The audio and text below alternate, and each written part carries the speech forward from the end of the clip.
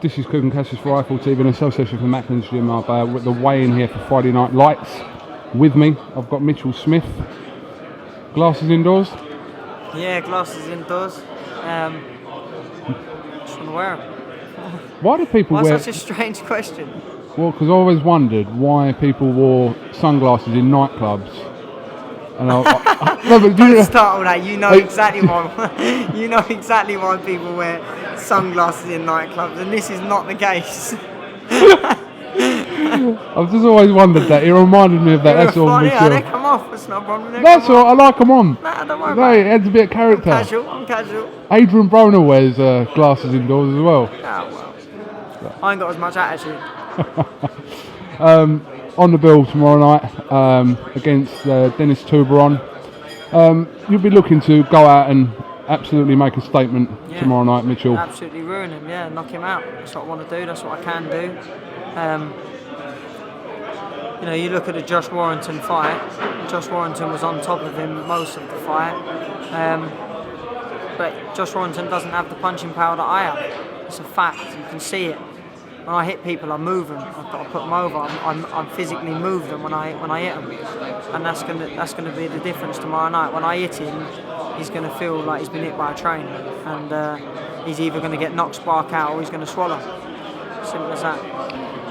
When a fighter obviously comes from abroad and they face one of our fighters, and in relatively quick time another fighter, there's always a comparison there of whether you can sort of better the performance of like the previous fighter, and in this case it's Josh Warrington. Yeah, is that what you're looking to do? Yeah, well listen, of course, obviously I've seen Josh the Dennis fight, and you know, I'm calling on Josh, like I've been calling on Josh on the internet and that, so why not fight his last opponent and do a better job than him, and then say, look, I am better than you.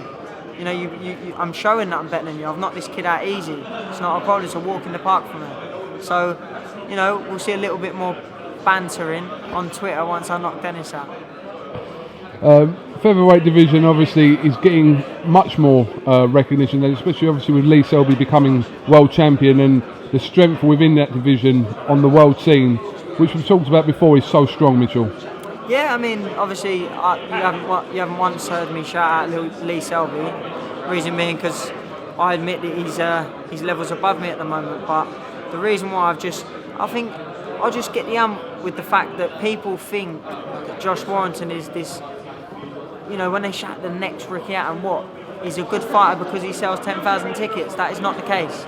He's fighting no ones. I mean, he's fighting absolutely no ones.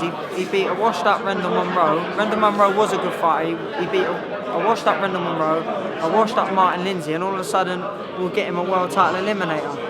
You know, the geezer he boxing for the European title, he was useless. I'd have beat him up with one hand. He was useless, and that's why I just got the ump about it. You know, he's fighting no one, and I personally think that Joel Branca will cause him all sorts of problems when he next fights, when Josh next fights. Yeah, obviously we know about Joel Branca. He was again a previous opponent for Selby, and you know Selby dealt with him, but in comparisons again we'll sort of see the levels there between the two of them in what happens in that fight. Yeah. I mean, I personally think that Joel will cause Warrington problems.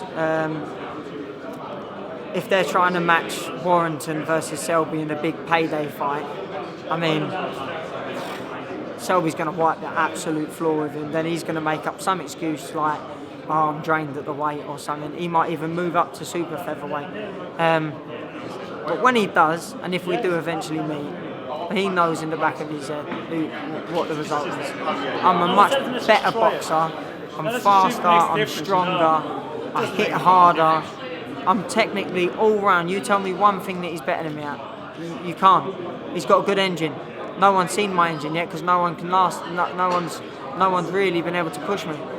So you haven't been able to see my engine yet. So you look at his boxes and tick his boxes. I guarantee mine get ticked a lot more.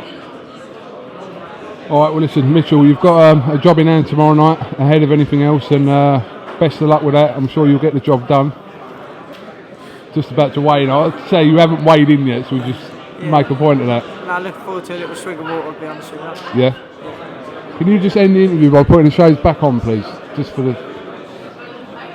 I'm sorry I haven't brought it out. play a part in the Three Blind Mice. Boom. Thank you very much. See you later.